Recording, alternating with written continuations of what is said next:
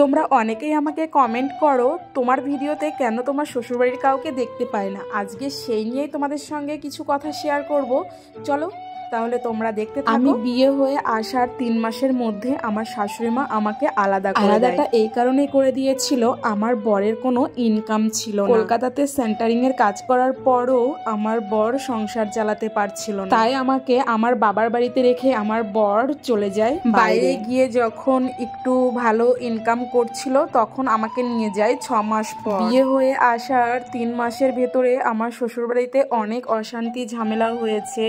সকালবেলায় ঘুম থেকে উঠে সমস্ত বাসি কাজ করার পরেও কখনো কারোর মন পায়নি। শ্বশুর শাশুড়ি ঘুম থেকে ওঠার আগেই আমার বাসি কাজ রান্না সবকিছু কমপ্লিট হয়ে যেত, এমনকি স্নান করে পুজো দেওয়া কমপ্লিট হয়ে যেত। তারপরেও না তাদের কাছে ভালো হতে পারিনি।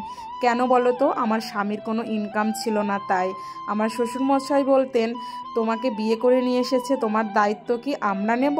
যে তোমাকে বিয়ে করে নিয়ে এসেছে সে যদি খেতে পড়তে না দিতে পারে তাহলে আমাদের কোনো দায় ভার নেই। একদিন দুপুরবেলায় আমার শ্বশুরবাড়িতে চিকেন রান্না হয়েছিল, আমি রান্না করেছিলাম।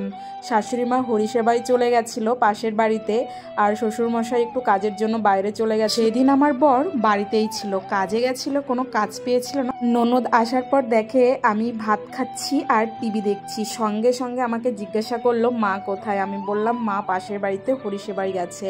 সঙ্গে সঙ্গে মাকে ওখান থেকে টেনে নিয়ে আসে।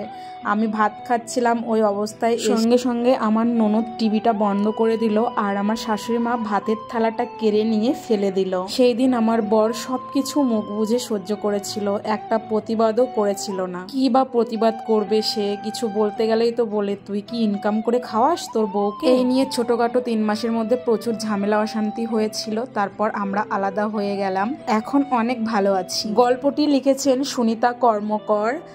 আরও গল্পটির অনেকগুলো পার্ট ছিল যেগুলো কিন্তু আমি এখানে তুলে ধরতে পারিনি। আর এই গল্পটা এরকমই না, শুনলে কান্না করে দেবে।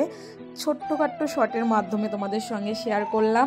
কেমন লেগেছে ভিডিওটি অবশ্যই কিন্তু আমাকে জানাতে ভুলো না। ভালো লাগলে একটা লাইক কমেন্ট শেয়ার করে দিও। সবাই ভালো থেকো, সুস্থ থেকো, টাটা।